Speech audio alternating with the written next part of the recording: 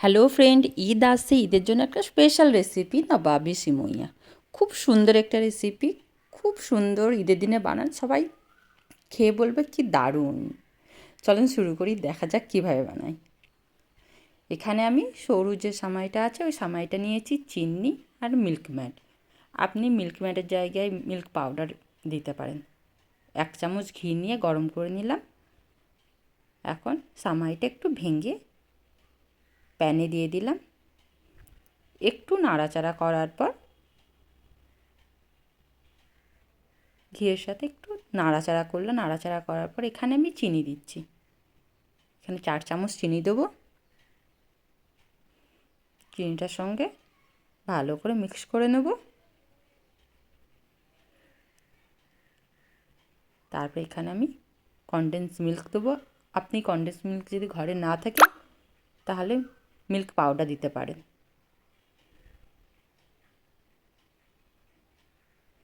ভালো করে নাড়াচাড়া করে নেব।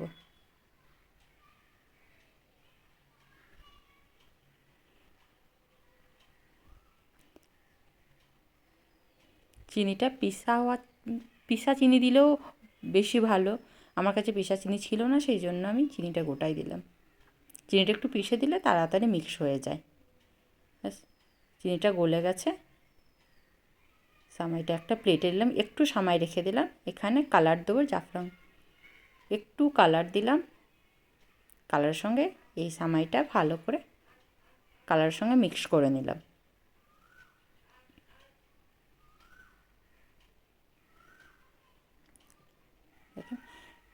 এখানে আমি 1 গ্লাস দুধ, ঠান্ডা দুধ, তার সঙ্গে 2 চামচ কাস্টার্ড পাউডার ভালো করে মিক্স করে নিলাম।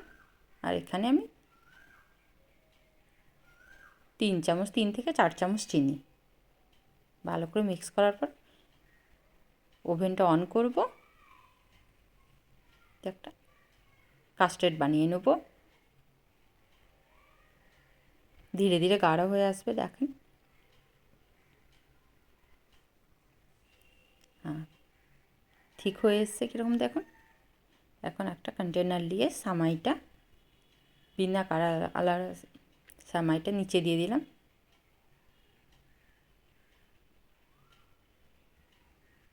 তারপরে কাস্টার্ডটা দেবো।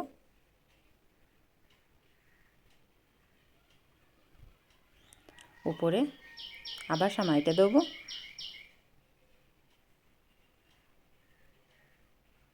তারপরে বাকি কাস্টার্ডটা পুরোটাই ঢেলে দিলাম। ওপর থেকে কালারওয়ালা সামাইটা এখন দিয়ে দেবো।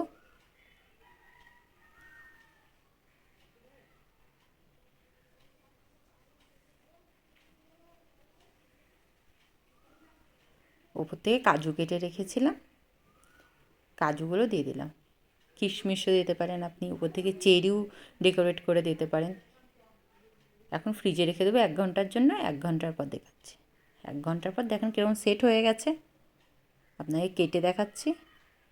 আপনি ঈদের আগের দিন রাত্রে করে রাখুন, খুব সুন্দর, খুব সুস্বাদু হয়। একদম জুসি জুসি টাইপ।